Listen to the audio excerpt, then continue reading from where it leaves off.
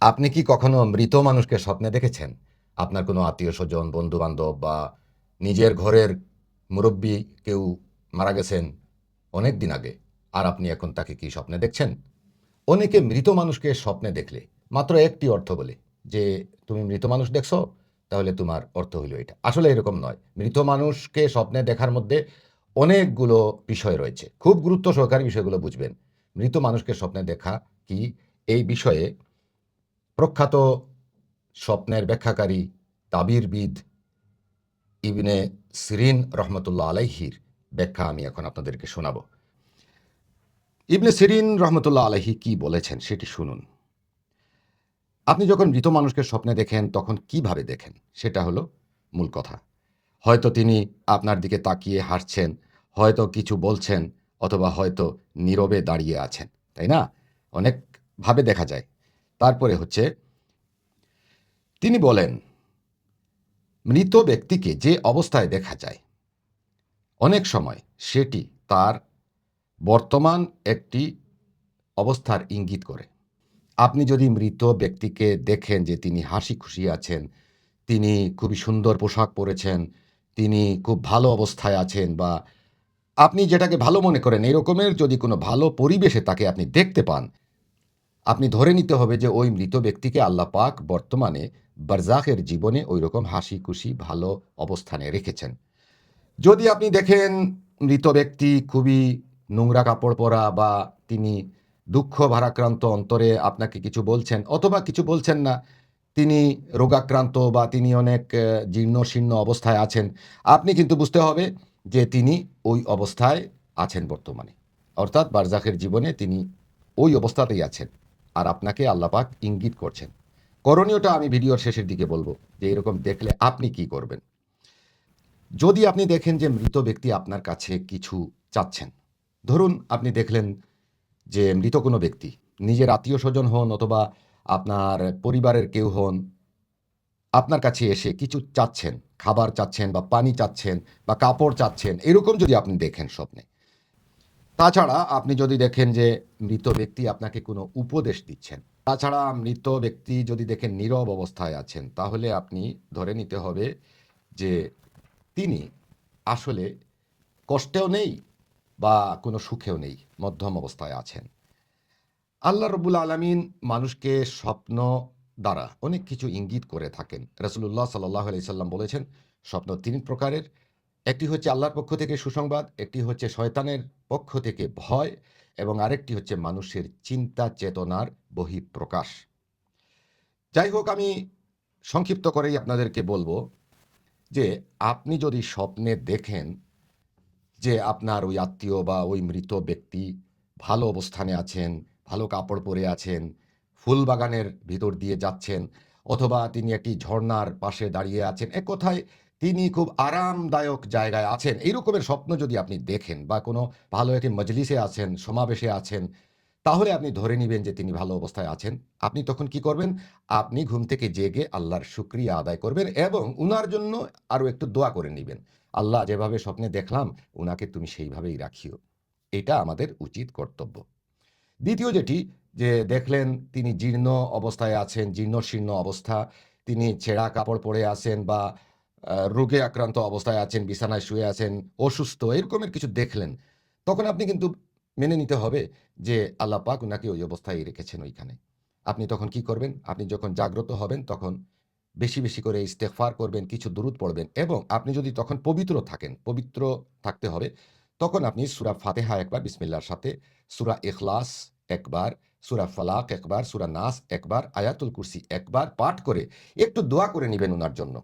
যে আল্লাহ যে অবস্থায় উনাকে দেখলাম, আল্লাহ তুমি তাকে ওই অবস্থা থেকে মুক্তি দান করো। তিনি আপনার আত্মীয় হন বা তিনি অনাত্মীয় কেউ যদি হন, কোনো মুসলিম হয়ে থাকেন, তাহলেও আপনি সেটি করবেন। একজন মুসলিম হিসাবে আপনার সেটি কর্তব্য। এবং নিজের ঘরের কেউ হইলে তো আর কথাই নেই। তাছাড়াও পরের দিন ঘুম থেকে উঠে আপনি কিছু দান করবেন, সাদকা করবেন, গরিব মিসকিনকে কিছু খাওয়ার ব্যবস্থা করে দিবেন। ১ জন হোক, ৫ জন হোক আপনার সামর্থ্য অনুযায়ী। এক কথায় আপনার মনে রাখবেন যে আমি যে সাদকা করলাম, দান করলাম, খয়রাত করলাম, আল্লাহ তুমি এর সওয়াবটুকুন ওই মৃত ব্যক্তির আমলনামায় দিয়ে দিও।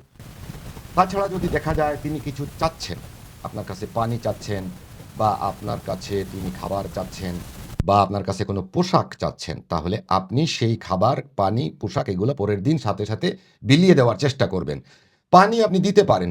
পানি মানে হচ্ছে পিপাসার্ত ব্যক্তিকে আপনি কিছু দিবেন। অনেক মানুষ আছে পিপাসার্ত। পানির পিপাসা নাও থাকতে পারে। সে হয়তো সমাজে এমন অবস্থায় আছে যে সে হয়তোবা ঔষধ পাচ্ছে না, সে কোনো চিকিৎসা পাচ্ছে না। সে হয়তো চিকিৎসার পিপাসায় আছে, সে হয়তো অর্থের পিপাসায় আছে, সে হয়তো খাবারের পিপাসায় আছে, পানির পিপাসায় আছে। এক কথায় পিপাসা বলতে আপনি যেটা বোঝেন, পানি পারলে পান করাবেন, কোনো সমস্যা নাই। কিন্তু আপনি ওই ধরনের কোনো গরিবকে দিবেন যে খুবই চাহিত আছে, তার খুবই প্রয়োজন। এমন মানুষ আছে তার মেয়ে বিয়ে দিতে পারতেছে না, তার ঔষধের টাকা নাই, বা তার চিকিৎসার খরচ নাই। আপনি গোপনে গিয়ে তাকে কিছু সাহায্য করে দিবেন। সেটা ১০ টাকা হোক, ১,০০,০০০ টাকা হোক, আপনার সামর্থ্যের উপরে নির্ভর। খালিস, মুখলেসভাবে। এটার বিনিময়ে আপনি কিছু পাবেন, এই চিন্তা না করে আপনি আল্লাহর কাছে মনে মনে বলবেন যে, হে আল্লাহ, আমার এই দানটা আপনি গ্রহণ করুন, এবং এই দানের বিনিময়ে ওই যে স্বপ্নে দেখলাম যে ব্যক্তি আমার কাছে কিছু চাচ্ছে, তার আমলনামায় আপনি সওয়াব দিয়ে দেন। সে হয়তো সওয়াবের পিপাসায় আছে, খাবার চাইছে, কাপড় চাইছে। সম্ভব হইলে একজন মিসকিনকে এনে, গরিবকে এনে খাবার খাইয়ে দিবেন।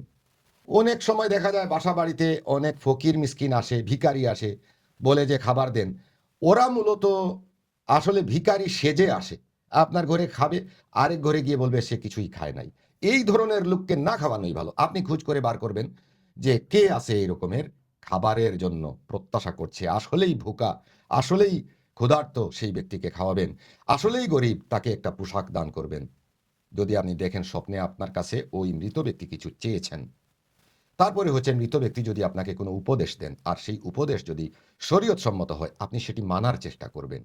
তিনি যদি কোনো বাণী শোনান আপনাকে যে এরকম এরকম অমুক তোমার এই ক্ষতি করছে, বা অমুক তোমার এটা করবে সেটা করবে, এরকম যদি কিছু বলে থাকেন মৃত ব্যক্তি, তাহলে আপনি সেটাকে সত্য মনে করে গোপনে ভিতরে সতর্ক থাকবেন। আপনি আপনার মনে রাখবেন এবং আসলে সতর্ক থাকবেন। তাছাড়া স্বপ্নে আরো অনেক ধরনের বিষয় দেখতে পারেন মৃত ব্যক্তিকে। এমনকি বারবার একই ব্যক্তি আপনার সামনে হাজির হতে পারে। তখন আপনি ভয় পাবেন না। অনেকে মৃত ব্যক্তি দেখা পরে মনে করেন যে মৃত মানুষ স্বপ্নে দেখছি। না, ভীত হবেন না। ভয় পাওয়ার কিছু নাই। মৃত ব্যক্তি যদি মুমিন মুসলমান হন, তাহলে আপনি ভয় পাওয়ার কিছু নাই। কারণ জানাজা করে তাকে দাফন করা হয়েছে। এখন তার রুহু আপনাকে স্বপ্নের মাধ্যমে ইঙ্গিত করছে। এটা একজন মুমিন মুসলমান অবশ্যই দেখবে।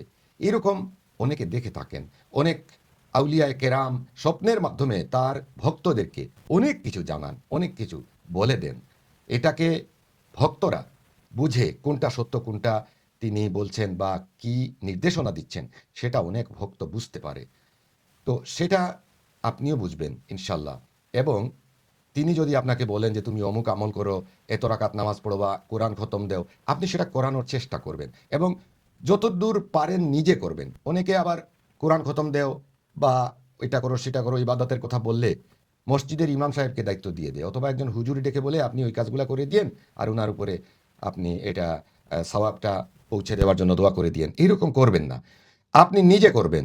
আপনি একটা কোরআন খতম দেন যদি মৃত ব্যক্তি আপনাকে বলেন, আপনি অজু করেন, অজু করে বসে আউযু বিল্লাহি মিনাশ শাইতানির রাজিম বিসমিল্লাহির রহমানির রহিম পাঠ করে ৩ বার সূরা ইখলাস পাঠ করুন। প্রত্যেকবারই বিসমিল্লাহ পড়বেন এবং আল্লাহর কাছে দোয়া চান।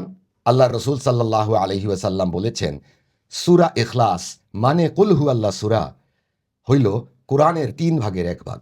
সুবহানাল্লাহ! আপনি ৩ বার পড়লে একটা কোরআন খতমের সমান হচ্ছে। আপনি ৩ বার সূরা ইখলাস একিনের সাথে সহি শুদ্ধভাবে পাঠ করেন এবং ওই মৃত ব্যক্তির জন্য নামাজের পরে দোয়া করেন, অবশ্যই আপনার খতম হয়ে গেল। তো মৃত ব্যক্তিকে স্বপ্নে দেখলে ভয় পাওয়ার কিছু নাই। বরং মৃত ব্যক্তিকে কোন অবস্থায় দেখলেন সেটি বিবেচনার বিষয়, এবং তার অবস্থার উপরে নির্ভর করে আপনি নিতে হবে ব্যবস্থা এবং সতর্ক হতে হবে আপনি যে একজন মৃত ব্যক্তি আমাকে ইঙ্গিত করেছেন, আমি যেন ওইভাবে চলি। সুতরাং কে কে মৃত ব্যক্তিকে স্বপ্নে দেখেছেন বা কি দেখলেন, সংক্ষেপে এই ভিডিওর কমেন্টে জানাবেন। আমি সবার জন্য দোয়া করব। প্রত্যেক মুর্দেগানের জন্য আমি দোয়া করব। জীবিত মৃত সকলের জন্য দোয়া হবে ইনশাআল্লাহ। আমার জন্য আপনারা দোয়া করতে ভুলবেন না। সবাই ভালো থাকুন, সুস্থ থাকুন। আল্লাহ হাফিজ।